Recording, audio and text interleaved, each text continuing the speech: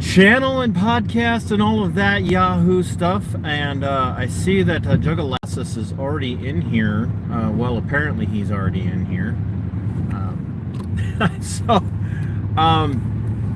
Yeah, guys, I'm going to do my little spiel. Thanks for stopping by. Make sure you like the video. Make sure you share the video. If you're not a subscriber, please make sure you do subscribe. So hit the like button and the subscribe button. And if you aren't a member yet, head over to the membership options and make sure that you are following up there so that we can keep the content coming. And this is another drive time dialectic. I didn't have enough room to get that part in the name, but clearly it's a drive time dialectic. And so I'm speaking to you here in the great state of Minnesota, and I'm speaking to you about yet again another law enforcement failure / conundrum / ineptness that I just don't know how to make it go away. So going back to, I think it was April 14th, there was an issue that took place near one of the Rochester, Minnesota public school buildings, and that was the Century High School. And then near that Century High School, there is a skywalk that is, of course, over a major thoroughfare, and it's got the chain link and everything over it. And somebody was driving by and reported to law enforcement that there were kids up there spelling out a racial epithet, with a whole bunch of red Solo cups. And by the way, anything involving red Solo cups just automatically screams drunken frat boy or drunken redneck, which I don't have a problem with drunken rednecks or drunken frat boys, but folks, we gotta start doing better if we're going to have law enforcement involvement. Can we not make it easy for them? That would be great.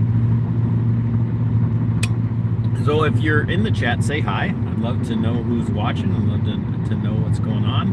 I will be doing this once again in a way that I don't like to do it. I'm going to be driving on a road that I absolutely hate, so we don't have any pauses on my way home, so we don't have any delays. So anyway, as I was saying, the passerby observed a group of individuals spelling out a racial epithet, a racially derogatory word directed at a particular minority segment of our society. And I don't like, hello guys, Nick's here, Juggalasis is here. Please share this out while you can, and I don't know what happened there. I think the powers that be are trying to eliminate my ability to stream. So yeah, anyway, so this person drives by, they report these people spelling this out, right? And I want to say right up front, like, I despise ethnic and racial hatred. I hate that type of hatred. I don't think there's room for it in society. And I realize that's going to alienate some people. Like, there are people out there that are all for it, like white, black, Hispanic, Asian, whatever. Like, people think it's okay to hate a will. I don't think that's okay. I believe in taking your admiration and respect or dislike or hatred of individuals on an individual level or an individual basis, and making the decisions for why you're not going to like someone or why you do like someone based solely on the content of their character, based solely on who they are as individuals and what they provide to society by way of improving themselves and the people around them. That's how I make my decisions about who I like and who I don't like. I think it's small-minded and ignorant of any ethnicity to look at another ethnicity and be hateful towards them. I really do. I don't think it says anything about you other than you are small-minded and uneducated if you can base your decision about an entire people group on nothing more than an immutable characteristic that they had no control over when they were born. There, I've said my piece. So, as this event was taking place on the Century High School footbridge, people are calling it in the law enforcement, and a Minnesota State Patrol officer shows up immediately and removes the offensive word, which he's perfectly within his rights to do and his obligation to do as a law enforcement officer and on the public property. Now, I don't think it should be removed just because of what it was saying. I believe that when you put things up like that on a public walkway and you just walk away and leave it, it should be removed. That's my position. That's my story, and I'm sticking to it. So this Minnesota State Patrol trooper shows up, removes it. Rochester, Minnesota Police show up, and they begin an investigation. Folks, I'm not kidding you. They begin an investigation. And to make matters worse, not only is there an investigation, then the Rochester, Minnesota Police Department Chief, Jim Franklin, as well as Olmsted County Sheriff Kevin Torgerson, and these two names are going to be familiar for those of you that watch, they go to a town hall meeting where they field concerns from the public about how much hatred, ethnic and racial hatred, there is in Rochester, in Olmsted County. And they're apologetic, and they're talking about how they don't tolerate this and they don't abide by this. And I mean, this was it within, I want to say 2-3 days tops, back in the middle of April. Now fast forward to today, okay? Just to today. The Rochester, Minnesota Police Department puts out a press release stating that 4 individuals, minors, 3 of them 16 and 1 of them 17, were identified, and of course they're minors, so we can't identify them. According to Minnesota state statute, they cannot be identified. So today is June 3rd, folks. So we went to May 14th, or April 14th to May 14th. That's 1 month. So we went almost, did I say 2.5? I shouldn't have. We went almost 2 months. Almost 2 months. A month and a half, almost 2 months, to investigate stupidity. Thousands and thousands of taxpayer dollars were spent on investigating a hate crime. And that's what people are calling this. They're calling this incident, they're calling this situation a hate crime, because of the ethnic slur.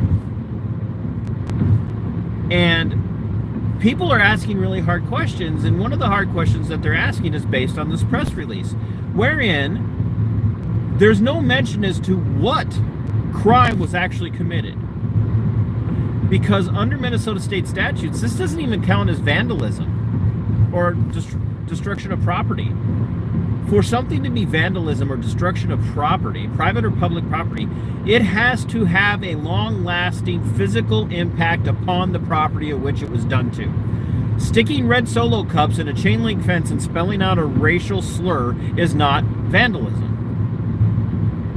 So what we're left with is the decision by Jim Franklin of the Rochester, Minnesota Police Department, the chief of the Rochester, Minnesota Police Department, writing a statement saying that he cannot tolerate, and it's in the thumbnail of this video.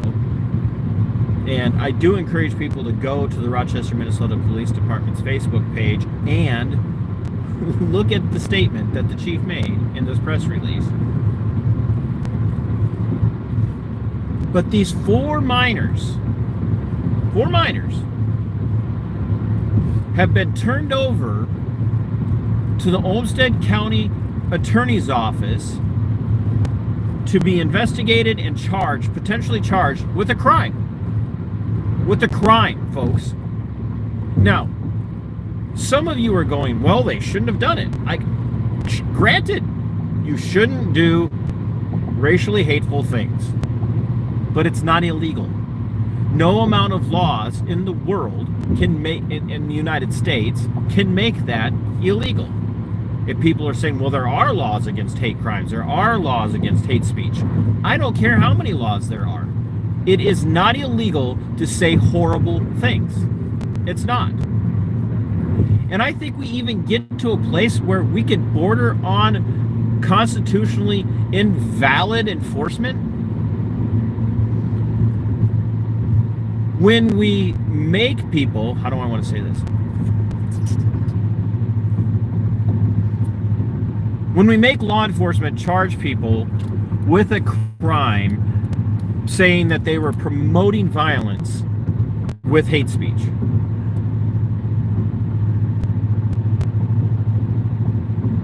I don't even know what that... Guys, check out this Jake Farm. I don't know who he is. Moderators, if you would. But the Constitution of the United States, which is a direct result of the philosophical understanding of our natural rights, which, whether you believe in God or you just believe in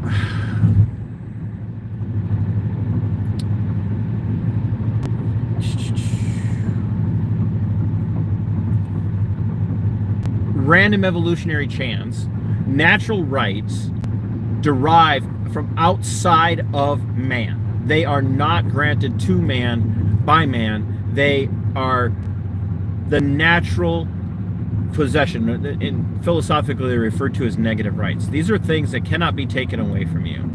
Nothing can negate your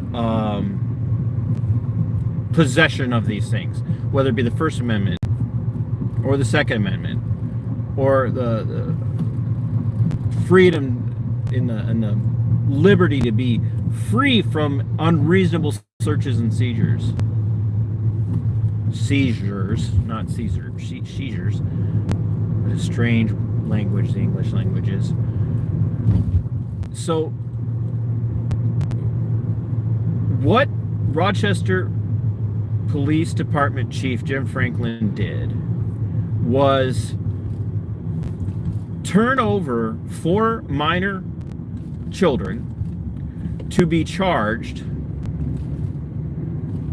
for a hate crime, potentially, for spelling out a word that people don't like. And people are saying, yes, charge them. And I'm paraphrasing a whole bunch of people saying, yes, charge them. And people are saying, what was the exact crime? People are going, hate crimes. Even the Supreme Court has ruled that you can't say these hateful things, which is not true. The Supreme Court of the United States, as well as the Supreme Court of most of the 50 states, I couldn't come up with an exact number, but the Supreme Courts of most of the 50 states, the Supreme Court of the United States, numerous appellate courts and district courts have all ruled that even the most derogatory, hateful, disgusting things you could say about a human being cannot be legislated into illegality.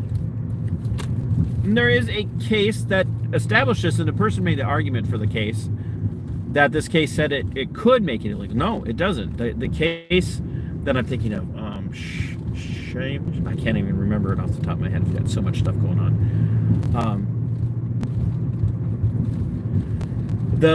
Exactly, Brandon Mitchell. SCOTUS doesn't make law. They're supposed to be ruling about the constitutionality of it. And even that is Berry versus Matt snatched for itself the right of supreme judicial review of all laws. That's whatever the intent of the Supreme Court. But anyway, what the courts have ruled is that unless you are literally inciting people to violence, like literally saying, go out here and look at this particular religious group, look at this particular ethnic group, look at this particular creedal group, whatever the case might be, and then you go and you do X harm to that individual group for X reasons, whatever your reason might be, that's what you are to do. And then saying, and here are the means by which you will do it, and I'll provide those. That's different than standing up and saying, I hate Martians, and I think all Martians are worthless pieces of filth, and they're less than living beings, and they deserve to be trampled underfoot until they're all no longer in existence. That's protected. And it's terrible. It's terrible that anybody would express that view. It's terrible that anyone should hold that view. But it's not illegal. And it can't be illegal. And Chief Franklin, being the authority over the entire Rochester, Minnesota Police Department, to include his detectives and his investigators, have not only said that we can't identify, but we're not going to talk about what we're going to refer them for charging for. And now it's been turned over to the hands of Mark Ostrem in the Olmsted County Attorney's Office.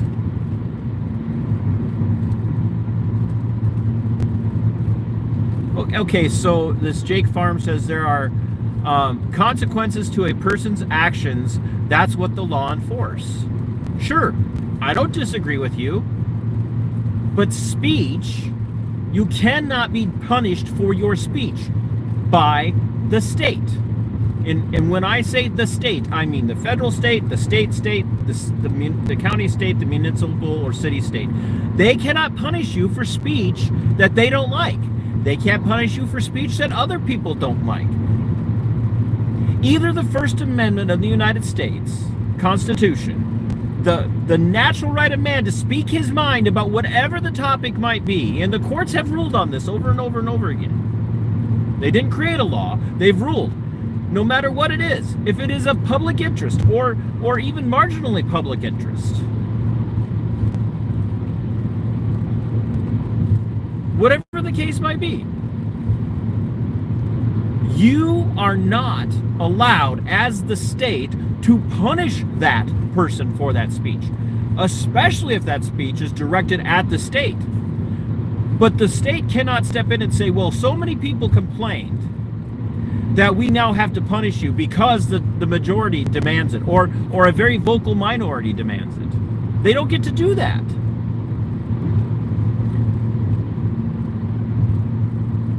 The governments have also banned religion in some parts of the world. They are even talking about banning religion in the U.S., which is supposed to be protected.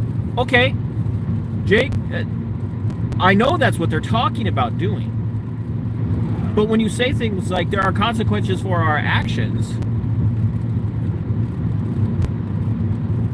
and that's what laws are for, that's what you're saying, is that you're ultimately okay for that, okay with that.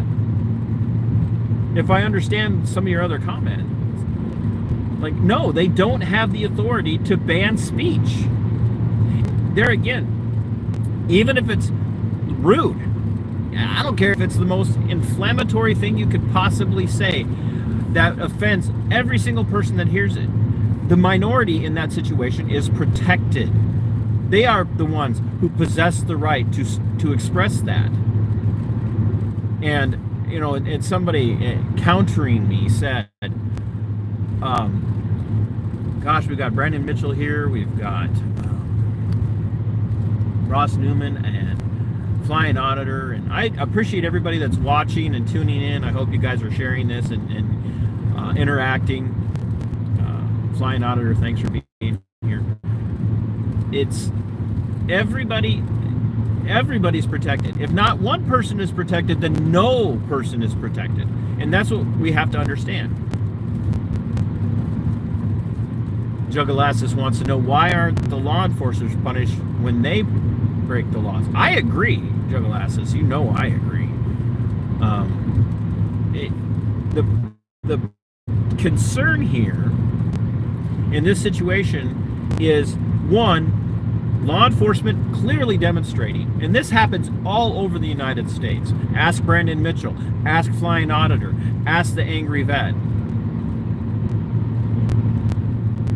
You know, ask Flex down in Waterloo, Iowa.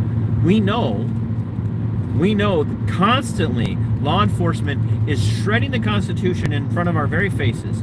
Law enforcement is constantly urinating on the natural rights of man, especially here in the United States.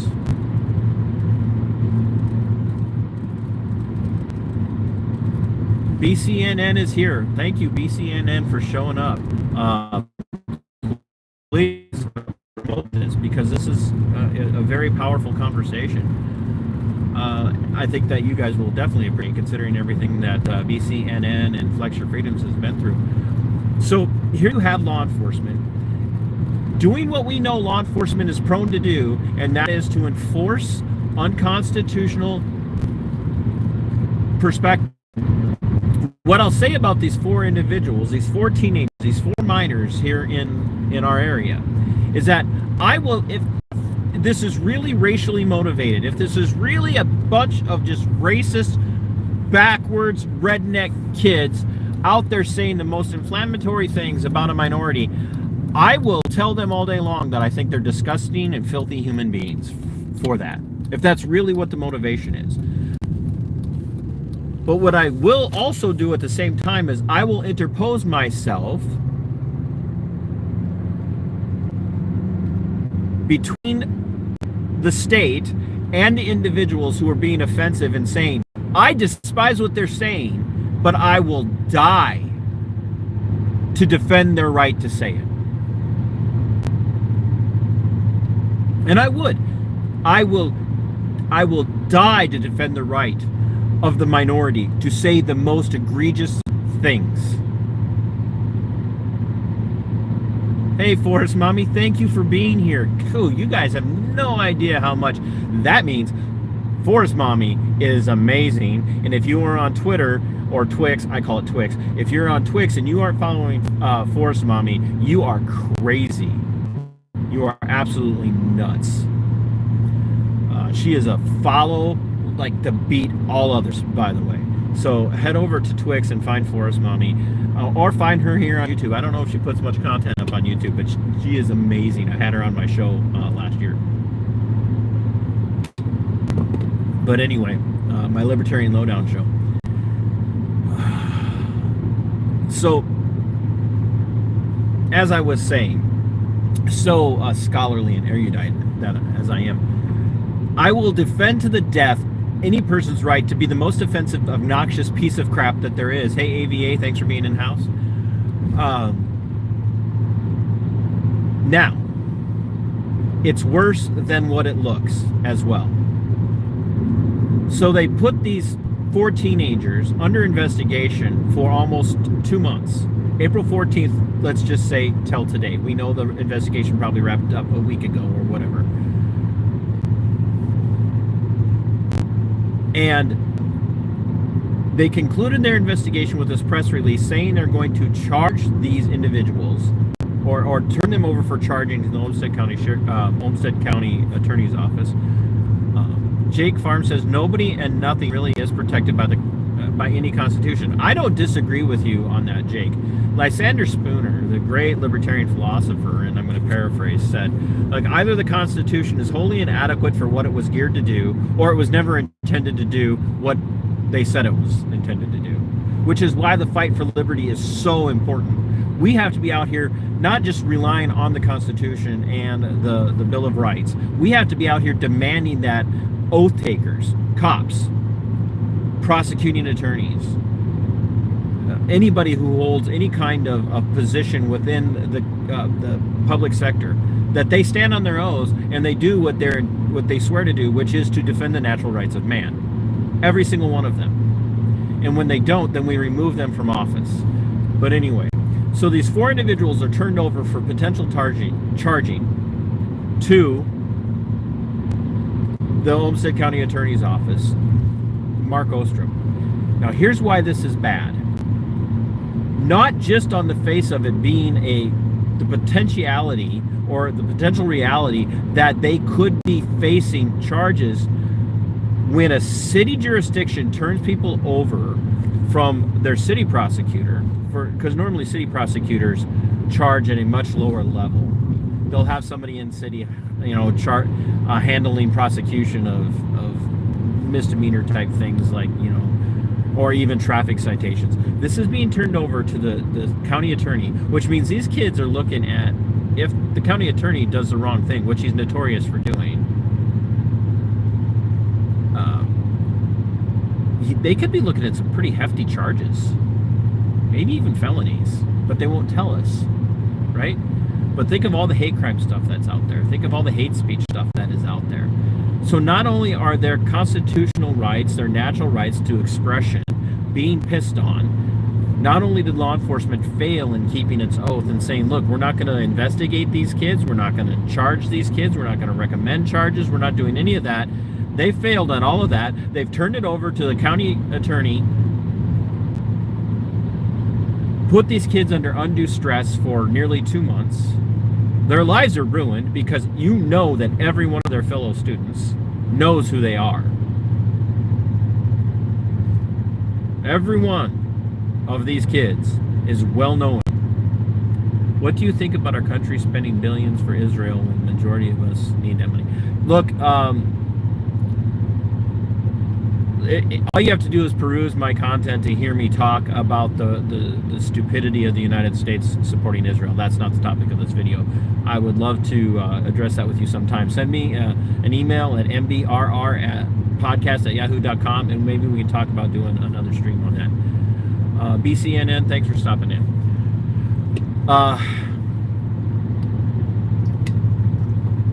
But here's where the problem with the department and law enforcement in this situation really rests.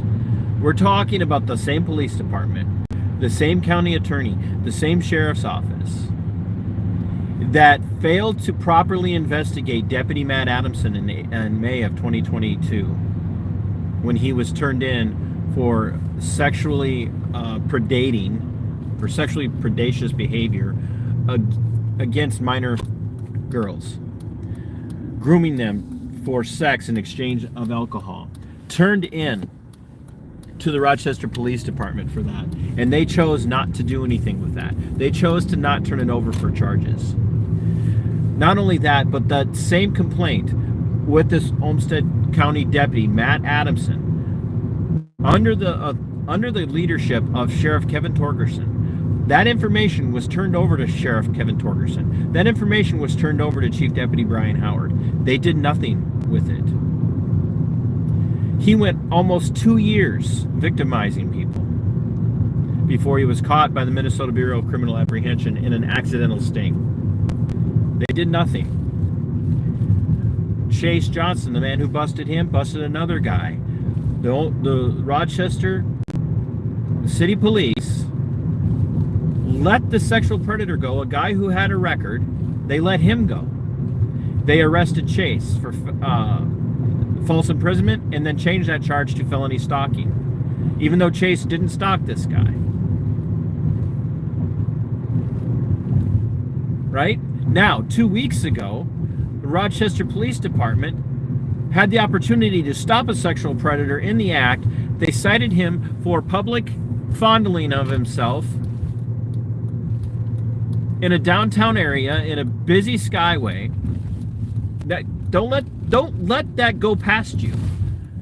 We have 4 minors potentially facing incredibly serious charges in Olmsted County, in the city of Rochester, for protected speech. Whether we hate it or not doesn't matter. It's protected speech. Very serious charges with the Olmsted County Attorney's Office. Then, to make matters worse, it was on a skywalk. But 2 weeks ago, a perv predator was caught in a skyway fondling himself in front of people. Sighted on scene, basically given a ticket, told to show up for court, and then escorted off the property. Not even 12 hours later, he went back and did the same thing in front of people and was turned in, and then was eventually arrested. But then the courts, with the agreement of the county attorney's office, the prosecuting attorney, the same attorney that has been given the case against these minor children for hate speech, I would imagine, or some sort of hate crime, that same county attorney's office agreed to let this man go without bond or bail. And the news breaks that he had just been convicted for the same behavior not even 3 months prior, back in March. Let that sink in, folks.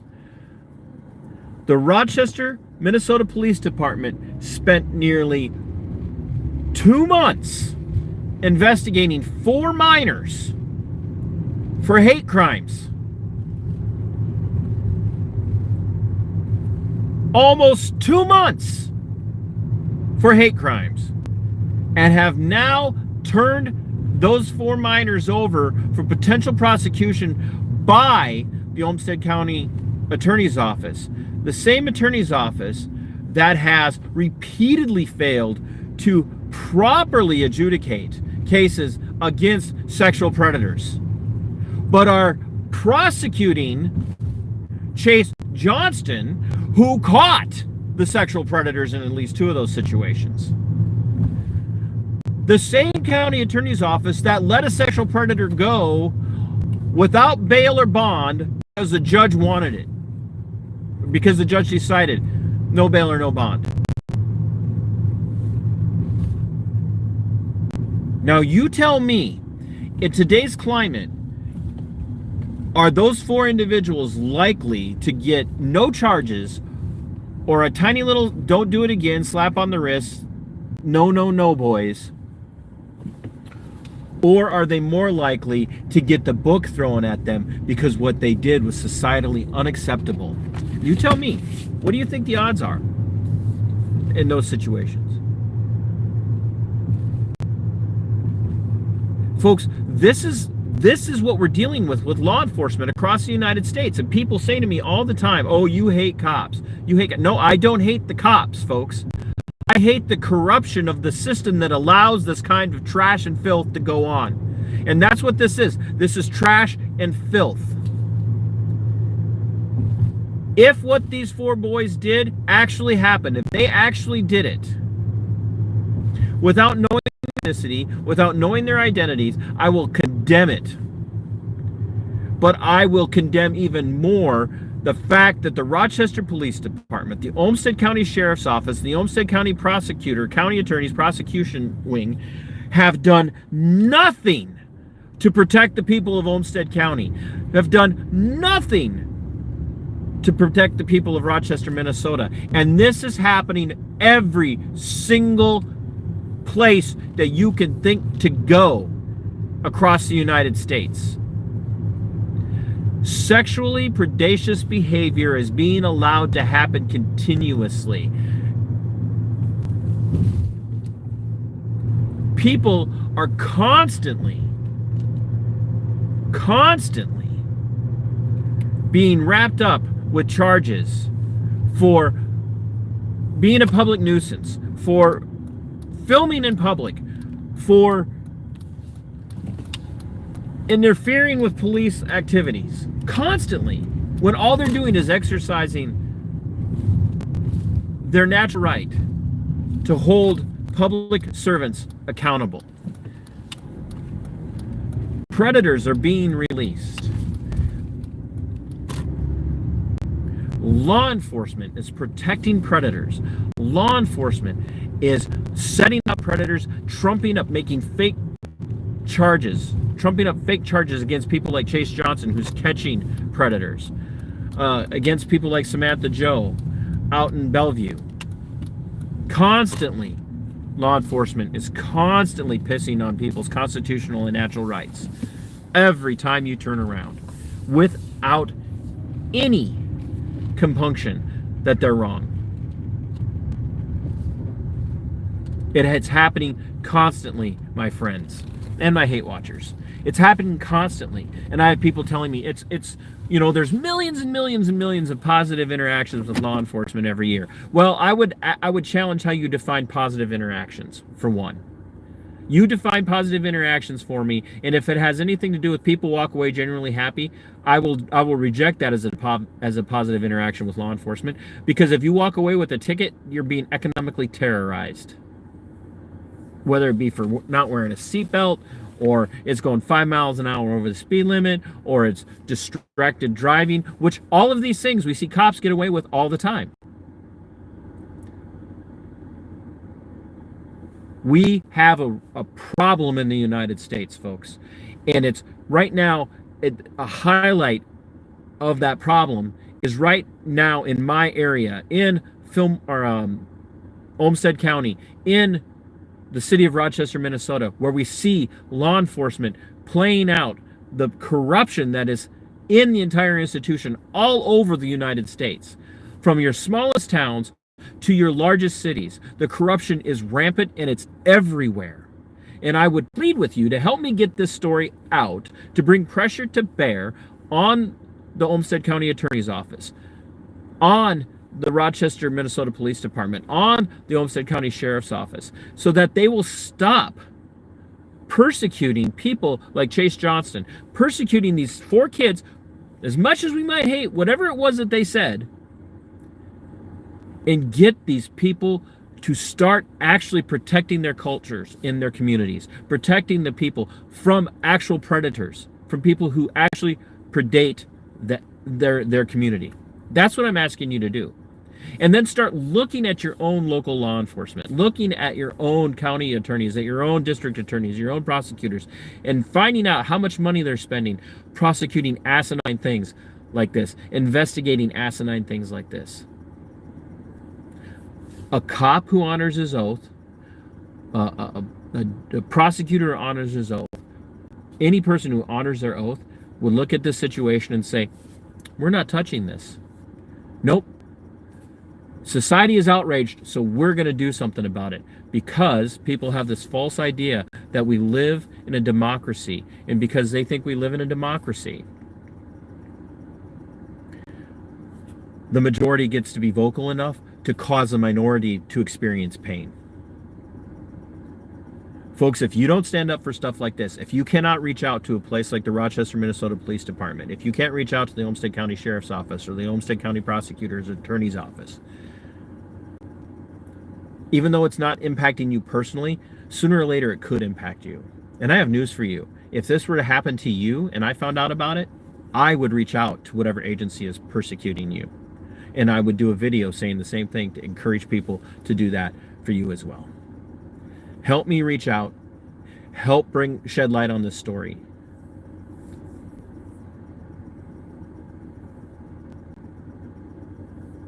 That's all I'm asking of you guys. Because this kind of stuff needs to be exposed. We're more interested in cultural sensitivity, and we're more interested in political correctness than we are in honoring oaths and holding people accountable for the oaths that they take. Thank you for tuning in. Thanks for listening. I hope this made sense.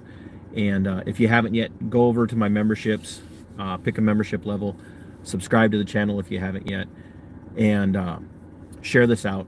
Until next time, my friends, fight for your liberty, it is yours. Fight for your freedom, it belongs to you. And sic semper, Tyrannus.